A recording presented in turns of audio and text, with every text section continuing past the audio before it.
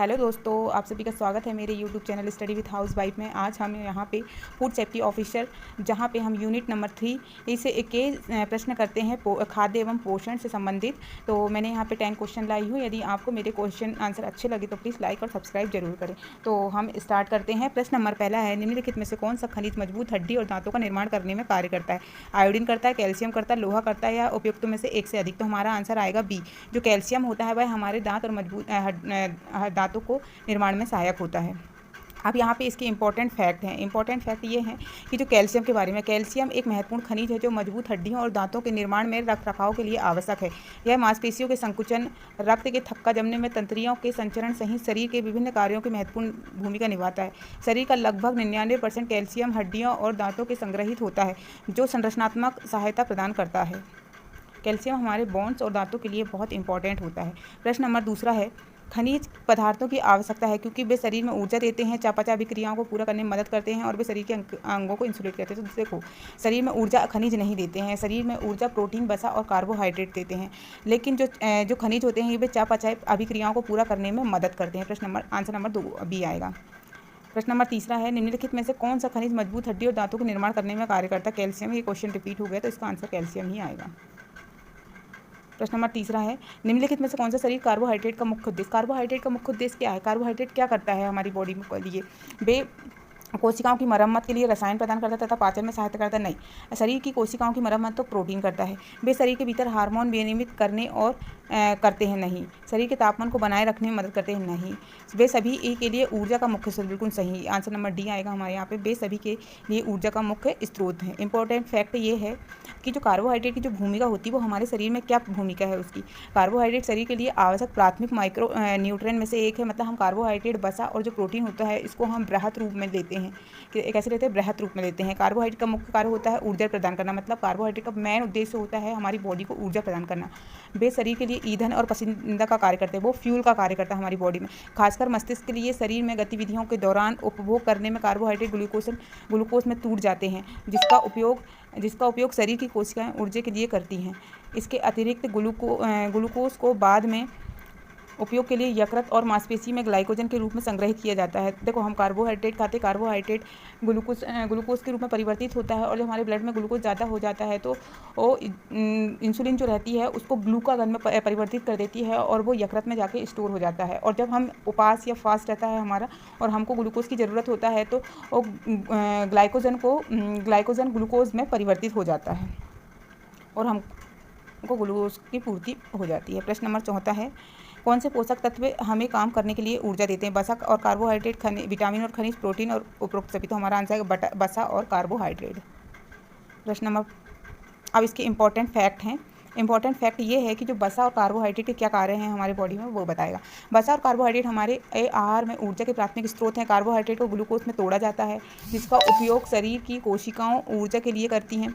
वसा fatty acid और glycerol को तोड़ता है जिसका उपयोग ऊर्जा के लिए भी किया जा सकता है, विशेष रूप से तब जब कार्बोहाइड्रेट का भंडार कम होता है। ये पोषक तत्व ऊर्जा के स्तर पर बनाए रखने और शारीरिक गतिविधियों को सहयोग देने के लिए आवश्यक है। विटामिन और खनिज का क्या है हमारे शरीर में उपयोग, उसके बारे में बताया गया है यहाँ पे। विटामिन और खनिज जो होते हैं विभिन्न शारीरिक कार्यों के लिए आवश्यक है। मतलब जो विटामिन और खनिज होते हैं वो हमारे शारीरिक कार्यों के लिए आवश्यक है, जैसे कि प्रतिरक्षा, इम्यूनिटी सिस्टम के लिए, हमारी हड्डियों को स्वस्थ रखने के लिए, रक्त का थक्का बनाने के लिए खनिज का, जिसमें कैल्शियम का बड़ा महत्व होता है।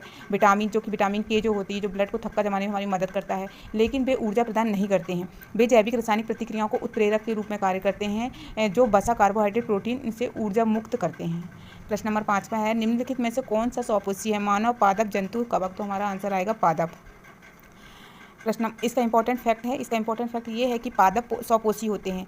इसका अर्थ है वे अपना भोजन स्वयं बनाते हैं। वे प्रकाश संश्लेषण की प्रक्रिया से उपरोक्त जल, सूरज की रोशनी और कार्बन डाइऑक्साइड की ऑक्सीजन को साधारण शर्करा, जिसे पौधा ईंधन के रूप में उपयोग करता है, और बदलने के लिए करते हैं। सौपोषी ऐसे जीव हैं जो सूर्य के प्रकाश से बुनियादी ऊर्जा स्रोत का उपयोग करके अकार्बनिक स्रोतों के पदार्थ का उपयोग करके अपना भोजन स्वयं बनाते हैं। मतलब ये सौपोषी जो होते हैं प्रकाश संश्लेषण की ऊर्जा से अपना भोजन स्वयं बनाते हैं। प्रश्न नंबर 6 है, निम्नलिखित में से खाने में एक समूह का चयन कीजिए जिसके खाद्य पदार्थ में आयरन संबंधित, जिसमें आयरन ज़्यादा है। आंवला, पालक, गुड़ में पॉसिबल। आंवला, गोभी, टमाटर। यहाँ पे आंवला भी ठीक है, टमाटर भी ठीक है, लेकिन गोभी में देखते हैं। गोभी, आंवला, पालक नहीं। गुड़, आंवला, टमाटर नहीं। तो हमारा आंसर यहाँ पे पूरा ये हमारा सही लग रहा है कि आंवला, पालक और गुड़ में भरपूर मात्रा में आयरन पाया जाता है। इसके कुछ इंपॉर्टेंट फैक्ट हैं कि आंवला, पालक और गुड़ मानव शरीर के लिए आयरन में समृद्ध होते हैं, मतलब आयरन बहुत ज़्यादा होता है इनमें। यहाँ खाने के ये समूह आयरन से भरपूर होते हैं। हरी सब्जियाँ आयरन का एक समृद्ध रूप होता है, खास करके पालक में सबसे ज़्यादा आयरन पाया जाता है। आयरन रक्त में हीमोग्लोबिन बनाने में बहुत मदद करता है। आयरन की कमी से एनीमिया नामक बीमारी हो जाती है। यदि आयरन की कमी होती है तो एनीमिया मतलब हमारे शरीर में ब्लड की कमी हो जाती है। इसलिए आंवला, पालक और गुड़ खाने का एक समूह है जिसका प्रत्येक खाद्य पदार्थ आयरन से भरपूर होता है। प्रश्न नंबर 7वां, निम्नलिखित में से कौन सा रोग हीमोग्लोबिन की कमी से होता है? मलेरिया, रक्त अल्पता, रेबीज या हैजा? तो हमारा आंसर है रक्त अल्पता, मतलब हमको यहाँ पे ब्लड की कमी हो जाती है। मलेरिया जो होता है मच्छर काटने से होता है, रेबीज जो है रोग के काटने से होता है, और हैजा जो होता है दूषित जल और दूषित खाने से होता है। इसका इम्पोर्टेंट फैक्ट है कि रक्त अल्पता एक ऐसी स्थिति है जिसमें अपने शरीर में ऊतकों तक पर्याप्त ऑक्सीजन ले जाने के लिए आपके पास पर्याप्त स्वास्थ्य लाल रक्त आरबीसी की कमी होती है। आरबीसी की कमी हो जाती है। रक्त को कम हीमोग्लोबिन के रूप में भी जाना जाता है। तो आपको थका हुआ, यदि आपकी बॉडी में ब्लड कम हो जाता है तो आपको अपने आप में थका हुआ महसूस होगा। और इसके लक्षण ये होते हैं कि आपको थकान महसूस होगी, कमजोरी महसूस होगी, आपकी स्किन जो है वो पीली हो जाएगी, अनियमित दिल धड़कन हो जाएगी, सांस लेने में कठिनाइयाँ होगी, चक्कर आना या सिर घूमना होगा, छाती में दर्द होगा। आयरन की कमी से होने से वाले रक्त अल्पता और विटामिन की कमी होने वाली रक्त अल्पता में ऐसे आहार खाकर बचा जा सकता है जो विभिन्न प्रकार के विटामिन और खनिज शामिल हो, जिसमें शामिल होते हैं। प्रश्न नंबर 9 है, महामारी के दौरान चिकित्सकों ने विटामिन सी भरपूर भोजन करने की परामर्श दिया है। उस समूह को चुनिए जिसमें विटामिन सी प्रचुर मात्रा में पाया जाता है। ब्रोकली, सोयाबीन, काली मिर्च, स्ट्रॉबेरी, संतरा, सोयाबीन, दूध, स्ट्रॉबेरी, नींबू, ब्रोकली, स्ट्रॉबेरी, नींबू। तो क्या आएगा इसका आंसर? इसका आंसर आएगा answer number D, broccoli, strawberry, नींबू। इंपॉर्टेंट फैक्ट है, विटामिन एक कार्बनिक यौगिक है। यह शरीर को समुचित कार्य के लिए आवश्यक है। 13 विटामिन होते हैं, मतलब 8 होते हैं। विटामिन बी जो होते हैं वो 8 होते हैं और बाकी ए सी डी ई ऐसे मिला के पूरे जो होते हैं वो 13 विटामिन होते हैं। विटामिन सी एस्कॉर्बिक अम्ल के रूप में जाना जाता है। यह कोशिकाओं की रक्षा करने में, उन्हें स्वस्थ रखने में मदद करता है। यह कोशिकाओं के ऊतकों की मरम्मत में मदद करता है। प्रतिरक्षा तंत्र में समुचित कार्य करता है। इसलिए डॉक्टर ने कोविड के दौरान विटामिन सी लेने की सलाह दी गई थी। जो लिम्सी की हमने टैबलेट लिए थे कोविड के समय में वो विटामिन सी से भरपूर थी। विटामिन सी युक्त प्रमुख खाद्य पदार्थ ब्रोकली है, संतरे, नींबू, खट्टे फल, स्ट्रॉबेरीज, कीवी, शिमला मिर्च, हरी मिर्ची में भी बहुत ज़्यादा विटामिन सी पाया जाता है। इसी प्रकार ब्रोकली, स्ट्रॉबेरी, नींबू विटामिन सी से भरपूर मात्रा में। प्रश्न नंबर 9 है, निम्नलिखित में से कौन सा पाचन तंत्र के स्वास्थ्य के लिए आवश्यक हमारे आहार में अपचनीय भाग है? कार्बोहाइड्रेट, प्रोटीन, वसा या रेफेज? तो आंसर आ जाएगा रेफेज। प्रश्न नंबर 10वां और लास्ट प्रश्न है हमारा। यदि आपको मेरे प्रश्न अच्छे लगे हो तो प्लीज़ लाइक और सब्सक्राइब जरूर करें। राधा के शिक्षक यह अवलोकन करते हैं कि राधा ब्लैक बोर्ड पढ़ने में कठिनाइयाँ हो रही है। डॉक्टर सलाह देते हैं कि राधा को ऐसे खाद्य पदार्थ की मात्रा बढ़ाने की आवश्यकता है जिसमें निम्नलिखित में से पोषक तत्व प्रचुर मात्रा में पाया जाता है।